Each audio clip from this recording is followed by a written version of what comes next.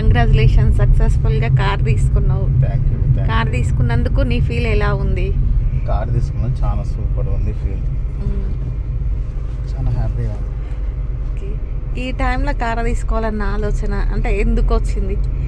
ఇంత తొందర తీసుకోగలడానికి కారణం? మల్టిపుల్ రీజన్స్ ఉన్నాయి ఇంత తొందరగా తీసుకోవడానికి. సో మెయిన్ రీజన్ అంటే రీసెంట్గా నేను డాడీ ట్రావెల్ చేసినాం బస్సులో. ఓకే. సో మేము రిటర్న్ హైదరాబాద్కి వెళ్తున్నాం. వెళ్ళేటప్పుడు వచ్చేటప్పుడు ఫుల్ పబ్లిక్. ఓకే. ఒకటి దిగేటప్పుడు బ్యాగ్ దాగించుకుంటూ పోతున్నారు డాడీకి, మోచేతులతో కొట్టుకోబోతున్నారు, దిగుతున్నారు. చాలా వైలెంట్గా నడిచింది అది. ఓకే. ఓకే. అది బ్యాడ్ ఎక్స్పీరియన్స్ అన్నమాట.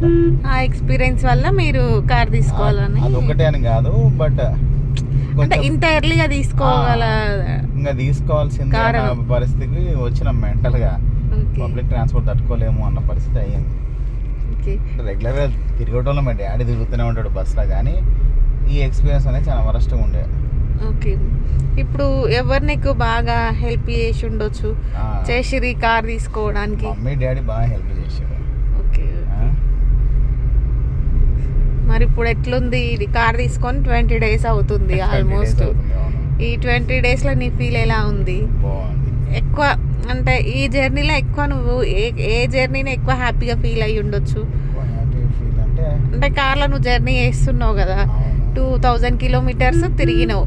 ఈ 2000 kilometersలో నీ బెస్ట్ ప్లేస్ ఏంటిది? అంటే నువ్వు వెళ్ళిన ప్లేస్ ఏంటంటే నైట్ పూట ఒకసారి నార్కల్ పోయినా. ఓకే. ట్యాంక్ బండ్కి పోయినా, అదే బెస్ట్ జర్నీ. అది తమ్ముళ్ళతో పోయినా, ఫుల్ హ్యాపీగా పోయినా. ఓకే. అన్ఎక్స్పెక్టెడ్ అంటే ప్లాన్ చేసుకోలేదు, వెళ్దామని అనుకోలేదు. జస్ట్ తెలకపల్లి దగ్గరికి వెళ్ళి వద్దాం అనుకున్నా, కానీ అన్ఎక్స్పెక్టెడ్గా పోయినా. ఇంకా ఆడ నుంచి పోయా, ఇంకా పోదాం కొడదాం పట్టు అని చెప్పి పోయినాం. ఓకే. ఎనీవే ఆర్టీ, కంగ్రాచులేషన్స్ అభి. Thank you.